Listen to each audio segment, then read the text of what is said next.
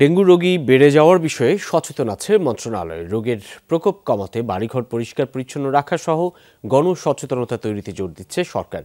রাজধানীর জলাবদ্ধতা কমানোর বিষয়ে আন্তঃমন্ত্রণালয় বৈঠক শেষে একথা জানিয়েছেন স্থানীয় সরকার উপদেষ্টা হাসান আরিফ। বলেন, ঢাকার জলাবদ্ধতা পুরনো সমস্যা, মাত্র 2 মাসে অন্তর্বর্তী সরকারের পক্ষে এর তাৎক্ষণিক সমাধান দেওয়া সম্ভব নয়। তবে সিটি কর্পোরেশন, ওয়াসা সহ সংশ্লিষ্ট প্রতিষ্ঠানকে নিয়ে জলাবদ্ধতা কমানোর চেষ্টা করছে মন্ত্রণালয়।